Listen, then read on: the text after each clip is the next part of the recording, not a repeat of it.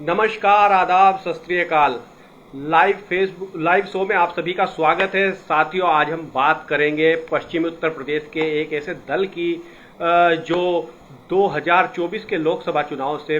पहले पाला बदलकर भारतीय जनता पार्टी के खेमे में पहुंच गया था। तो आज हम इसी एक पश्चिम उत्तर प्रदेश के इसी दल यानी कि राष्ट्रीय लोकदल की बात करते हैं, जिसके मुखिया चौधरी जयंत सिंह है। इस समय भारत की जो मोदी सरकार है, भारतीय जनता पार्टी के एनडीए गठबंधन की जो मोदी सरकार केंद्र में है, उस सरकार में मंत्री हैं, स्वतंत्र प्रभार मंत्री हैं। जयंत चौधरी 2024 के लोकसभा चुनाव से ठीक पहले पाला बदलकर भारतीय जनता पार्टी के खेमे में पहुंचे थे। इस समय वो पश्चिमी उत्तर प्रदेश में जाट गुजर गठजोड़ को मजबूत करने में लगे हुए हैं। लगातार उनके जो निर्णय हैं वो इस बात की पुष्टि कर रहे हैं कि कहीं ना कहीं राष्ट्रीय लोकदल जो है वो जाट गुजर गठजोड़ जो है उसको पश्चिम उत्तर प्रदेश में मजबूत करना चाहता है। उसकी मजबूती के लिए लगातार राष्ट्रीय लोकदल के मुखिया जयंत चौधरी के निर्णय इस बात की पुष्टि कर रहे हैं, इस बात की गवाही दे रहे हैं। हम 2022 में जो विधानसभा का चुनाव उत्तर प्रदेश में हुआ था, उस विधानसभा के चुनाव में समाजवादी पार्टी के साथ गठबंधन में लड़ने वाली राष्ट्रीय लोकदल प्रदेश की 8 विधानसभा सीटों पर चुनाव जीती थी।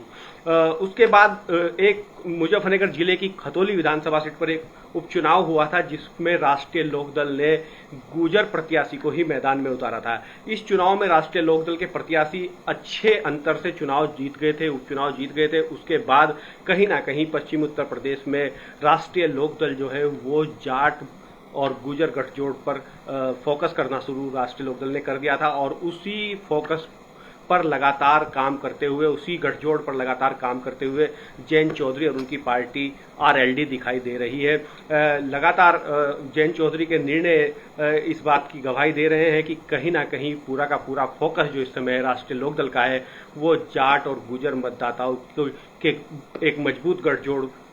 बनाने को लेकर है। कहीं ना कहीं क्योंकि समाजवादी पार्टी के साथ गठबंधन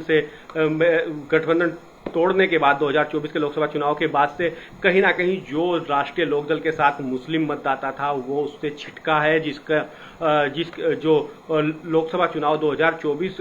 का जो परिणाम आया है उसमें भी इस बात की, वो परिणाम भी कहीं ना कहीं इस बात की ओर इशारा कर रहा है, इस बात की पुष्टि कर रहा है कि जो मुस्लिम मतदाता है वो राष्ट्रीय लोकदल से 2024 के लोकसभा चुनाव में छिटका है। तो कहीं ना कहीं ऐसी स्थिति में अभी तक पश्चिम उत्तर प्रदेश में मुस्लिम जाट समीकरण पर सियासत करते हुए आ रही राष्ट्रीय लोकदल अब जाट गुजर के गठजोड़ पर मजबूती दिखाती हुई नजर आ रही है। आज ताजा मामला एक ताजा निर्णय सामने आया है, जिसमें बागपत जिला जो जाट बाहुल जिला माना जाता है, जिसको जाट लैंड भी कहते हैं, लंबे समय से यहाँ इस सीट पर जाट ही प्रत्याशी चुनाव जीतता आया है। चाहे विधानसभा का चुनाव हो, चाहे लोकसभा का चुनाव हो, यहाँ से जाट ही सांसद और विधायक बनते रहे हैं अधिकांश। लेकिन इस जाट बाहुल क्षेत्र में, जाट लैंड में, इस बार राष्ट्रीय लोकदल ने अपना जो जिलाध्यक्ष है वो बागपत में एक गुजर चेहरे को बनाया है, एक गुजर बिरादरी से आने वाले सुभाष गुजर को बनाया है। तो ये इस बात की ओर इशारा करता है कि कहीं ना कहीं जयंत चौधरी गुजर और जाट मतदाता के लिए पश्चिम उत्तर प्रदेश में बिसात बिछाते हुए दिख रहे हैं। आप जयंत चौधरी के, अगर हम थोड़ा फ्लैशबैक में जाएंगे तो जयंत चौधरी के आप निर्णय जो है उन्होंने लिए हैं सियासत में, उन निर्णयों को देखेंगे तो उससे इस बात के साफ संकेत मिलते हैं कि जयंत चौधरी की जो पूरी कोशिश है वो पश्चिमी उत्तर प्रदेश में जाट और गुजर मतों की आरएलडी के पक्ष में लामबंदी करने पर है, उनके गठजोड़ को मजबूत करने पर है। साल 2022 का, जैसा कि मैंने जिक्र किया कि खतौली में सबसे पहला इस जाट गुजर गठजोड़ को कसौटी पर रखने के लिए सबसे पहला काम जयंत चौधरी ने खतौली विधानसभा के उपचुनाव में किया था, जिसमें उन्हें सफलता हाथ लगी थी। और खतौली विधानसभा सीट पर चुनाव लड़ रहे लोनी के मदन भैया, जो गुजर बिरादरी से आते हैं, उनको यहाँ प्रत्याशी बनाया था। वो भारतीय जनता पार्टी के जो उस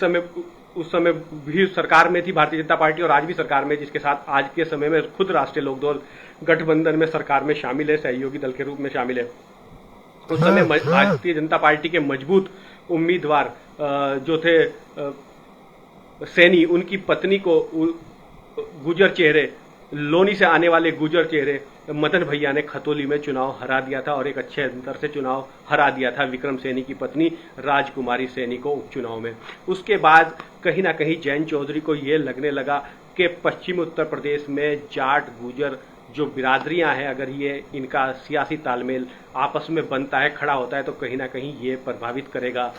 ये कहीं ना कहीं एक मजबूत ताकत बन सकता है और उसी मजबूत ताकत को बनाने के लिए उसके बाद जो अगला डिसीजन, अगला निर्णय जयंत चौधरी ने दिखाया कि हाल ही में लोकसभा चुनाव से पहले जैसे ही उन्होंने पाला बदलकर वो इंडिया गठबंधन के पार्ट से एनडीए की तरफ चले गए, तो उन्हें के हिस्से में जो लोकसभा की 2 सीटें आई, जिसमें एक बागपत और दूसरी बिजनौर, उन्होंने बागपत पर जहां जाट प्रत्याशी पर दांव खेला, वहीं बिजनौर में उन्होंने गुजर चेहरे को उम्मीदवार बनाया। अपनी 2 लोकसभा की जो सीटें उनको मिली थी 2024 के चुनाव में भारतीय जनता पार्टी से गठबंधन में, उनमें से एक पर जाट और दूसरे पर गुजर प्रत्याशी उन्होंने उतारा और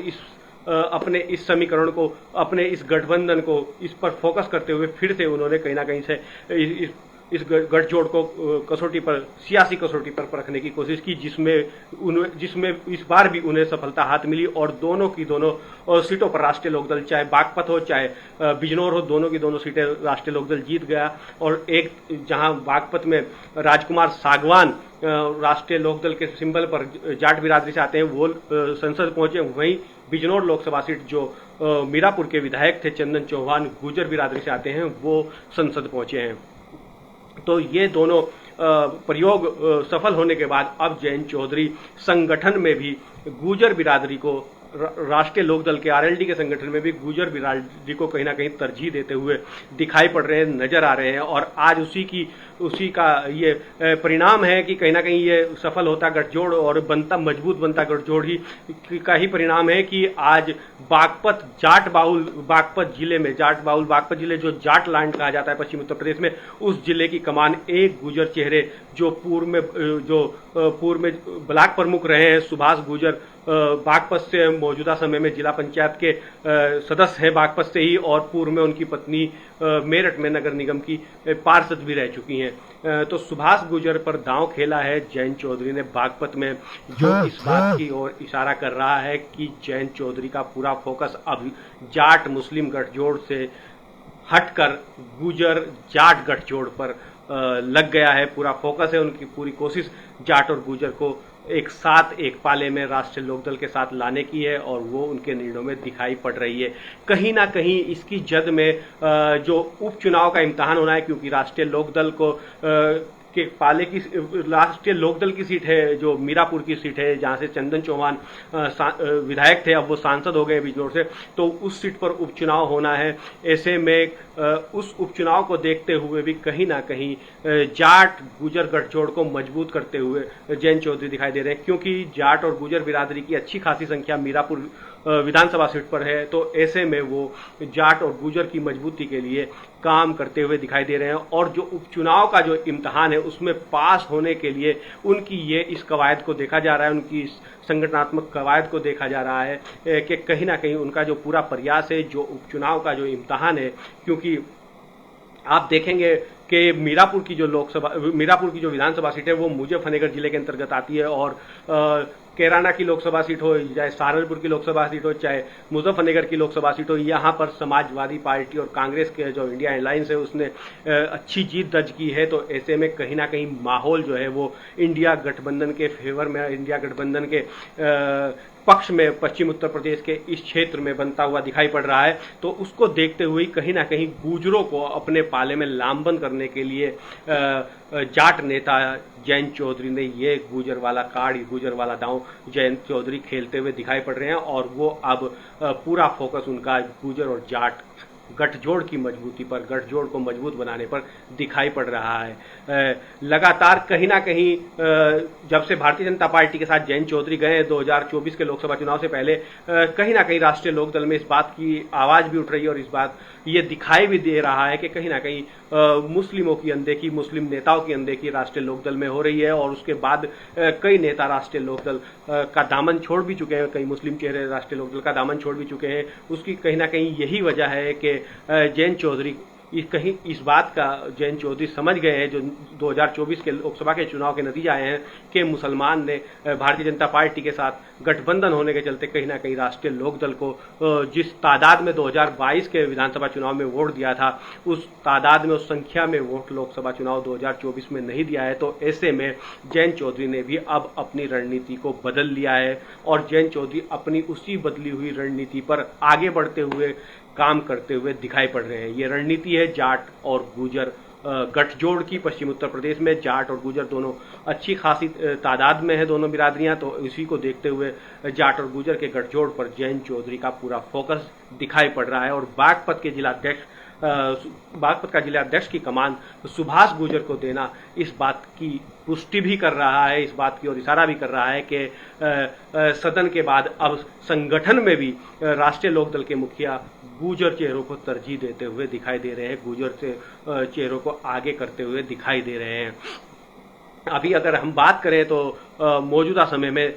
9 विधायक राष्ट्रीय लोकदल के पास हैं, जिनमें 2 मुस्लिम हैं, 2 गुर्जर थे, जिनमें से एक गुर्जर लोकसभा के सदस्य चुने गए हैं, चंदन चौहान। अब एक बचे हैं मदन भैया, जो खतौली के विधायक हैं, एक एससी हैं जो मंत्री हैं, पुरकाजी के विधायक हैं अनिल कुमार। इसके अलावा 4 जाट चेहरे हैं, जिनमें छपरोली है, आपका सादाबाद है, मथुरा की जो एक सीट है, इसके अलावा बुढ़ाना है, और बुढ़ाना के अलावा आपका जो एक सीट राष्ट्रीय लोकदल के पास है, वो है आपकी मुजफ्फरनगर के जिले की ही मीरापुर थी, जिससे चंदन चौहान जो है वो अब सांसद बन गए हैं। तो ऐसे में अब मौजूदा समय में चंदन चौहान के इस्तीफे के बाद 8 विधायक राष्ट्रीय लोकदल के पास हैं। लेकिन जब सरकार में लोकसभा चुनाव से पहले उत्तर प्रदेश में मंत्रिपरिषद का विस्तार हुआ था, मंत्रिमंडल का विस्तार हुआ था, तो उस विस्तार में जब राष्ट्रीय लोकदल को जगह दी गई थी, उसके साथ ही जो चुनाव हुआ था एमएलसी का, उस चुनाव में भी भारतीय जनता पार्टी और राष्ट्रीय लोकदल के गठजोड़ से एक सदस्य राष्ट्रीय लोकदल के खाते में गई थी, एक सीट एमएलसी की। तो उस एमएलसी की सीट पर राष्ट्रीय लोकदल ने एक जाट चेहरे को विधान परिषद भेजने का काम किया था और उसके बाद एक जाट और एक गुर्जर चेहरे को लोकसभा चुनाव का टिकट दिया था और दलित चेहरे को मंत्रिमंडल में शामिल किया था, मंत्रिमंडल में शामिल कराया था, जो पुरकाजी विधानसभा सीट के विधायक अनिल कुमार हैं। इसके अलावा शामली जिले की 2 सीटें उनके पास है, जिनमें से थाना भवन से अशरफ अली खान मुस्लिम चेहरा हैं। शामली में खुद प्रसन्न चौधरी जो हैं वो जाट चेहरा हैं, मौजूदा विधायक है राष्ट्रीय लोकदल के। इसके अलावा सिवाल खास मेरठ जिले की एक सीट है, सिवाल खास, वहां से गुलाम मोहम्मद विधायक है, जो राष्ट्रीय लोकदल के सिंबल पर जीते थे, अभी भी राष्ट्रीय लोकदल में ही बने हुए हैं। तो ये तमाम वो चेहरे हैं। बुढ़ाना में राजपाल बालियान है, जो राष्ट्रीय लोकदल जाट बिरादरी से ही आते हैं। तो ये तमाम वो चेहरे हैं जो इस समय राष्ट्रीय लोकदल के उत्तर प्रदेश की विधानसभा में सदस्य हैं, विधायक हैं। और 2 चेहरे जो राजकुमार सागवान, जो हाल ही में 2024 के लोकसभा चुनाव में चुनाव जीतकर संसद पहुंचे हैं, एक बागपत से राजकुमार सागवान और दूसरे बिजनौर से चंदन चौहान। तो अब ऐसी स्थिति में जो फिलहाल का जो सिनेरियो पश्चिम उत्तर प्रदेश की राजनीति में दिखाई दे रहा है, वो राष्ट्रीय लोकदल, जो पश्चिम उत्तर प्रदेश के क्षेत्र में अपना दखल रखती है, पश्चिम उत्तर प्रदेश की मजबूत पार्टी कही जाती है। हालांकि ये अलग बात है कि पिछले कुछ समय में राष्ट्रीय लोकदल का एक सूखा इस बेल्ट में रहा है। जब भारतीय जनता पार्टी इस क्षेत्र में मजबूत हुई थी, तो कहीं ना कहीं इसका बड़ा खामियाजा, बड़ा नुकसान राष्ट्रीय लोकदल को पश्चिम उत्तर प्रदेश में हुआ था और लोकसभा से लेकर विधानसभा तक कहीं ना कहीं राष्ट्रीय लोकदल के पास एक सदस्यों का सूखा था, विधानसभा हो चाहे लोकसभा हो। लेकिन उसके बाद जब 2022 में समाजवादी पार्टी के साथ गठबंधन में जयंत चौधरी चुनाव लड़ते हैं, तो वो 8 सीटें जीत जाते हैं। फिर एक खतौली की सीट पर उपचुनाव होता है और 9 सीटें हो जाती हैं। उसके बाद राज्यसभा भी भेजे जाते हैं। जयंत चौधरी समाजवादी पार्टी के सहयोग से वो राज्यसभा के सदस्य भी हो जाते हैं। लेकिन उसके बाद वो पार्टी वो खेमा बदलकर, वो पाला बदलकर इंडिया गठबंधन यानी कि सपा कांग्रेस का साथ छोड़कर भारतीय जनता पार्टी के साथ चले जाते हैं और आज वो भारत सरकार में मंत्री है, स्वतंत्र प्रभार उनके पास है मोदी सरकार में। लेकिन अपने इस गठजोड़ को कहीं ना कहीं जो एक जगह खाली हुई है, कहीं ना कहीं भारतीय जनता पार्टी के जो कई बड़े चेहरे थे, जिनमें एक जो कैराना लोकसभा सीट है, जो सहारनपुर और शामली 2 जिलों को जो मिलकर बनी एक सीट है, 2 जिलों की विधानसभा इसमें आती हैं। वहाँ से जो गुजर चेहरा था भारतीय जनता पार्टी का, प्रदीप चौधरी, वो चुनाव हार गए हैं। जो एक संजीव बालियान का बड़ा जाट चेहरा समाजवादी भारतीय जनता पार्टी के पास था, वो चुनाव हार गए हैं। और कहीं ना कहीं बागपत की जो सीट पर सतपाल सिंह जो 2 बार के सांसद थे, जाट चेहरे थे, वो भी इस बार उनको टिकट पार्टी ने नहीं दिया और उनकी जगह भाजपा से रालोद का गठबंधन होने के चलते राजकुमार सागवान और राष्ट्रीय लोकदल के खाते में सीट गई थी, तो राजकुमार सागवान यहां से राष्ट्रीय लोकदल के सिंबल पर जीते हैं। तो ऐसी स्थिति में आज जो क्षेत्र पश्चिमी उत्तर प्रदेश का जो इलाका, उसमें कहीं ना कहीं राष्ट्रीय लोकदल के पास बहुत कुछ पाने के लिए है और बहुत कुछ उसके पास एक मौका भी है। कहीं ना कहीं जो दूसरे दलों के जो जाट चेहरे थे, जाट नेता थे, चाहे भारतीय जनता पार्टी हो के जो चेहरे थे, वो कहीं ना कहीं कमजोर हुए, जिनकी वजह से करीब 1 दशक तक राष्ट्रीय लोकदल के पास सदन में सदस्यों का सूखा रहा था। उसके बाद अब जो है भारतीय जनता पार्टी से गठबंधन होने के बाद और अब जो 2024 का चुनाव परिणाम आया है, उसके बाद कहीं ना कहीं राष्ट्रीय लोकदल एक मजबूती के साथ पश्चिमी उत्तर प्रदेश में उभरती हुई दिखाई दे रही है और ऐसे में वो जाट और गुजर के गठजोड़ पर फोकस करती हुई भी दिखाई दे रही है। तो साथियों, आज का हमारा ये लाइव इतना ही था। आज हमने राष्ट्रीय लोकदल की राजनीति को लेकर चर्चा की, राष्ट्रीय लोकदल की रणनीति को लेकर चर्चा की, क्योंकि हाल ही में उत्तर प्रदेश की 10 विधानसभा सीटों पर उपचुनाव होना है। जल्द ही उत्तर प्रदेश की 10 विधानसभा सीटों पर उपचुनाव होना है। ये तमाम की तमाम 10 की 10 विधानसभा जो सीटें हैं, वो लोकसभा चुनाव जीते विधायकों के इस्तीफे के बाद खाली हुई हैं।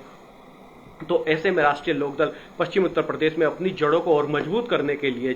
जाट और गुजर के गठजोड़ पर काम करती हुई दिखाई पड़ रही है। तो आज के हमारे इस लाइव में इतना ही। कल फिर किसी और मुद्दे के साथ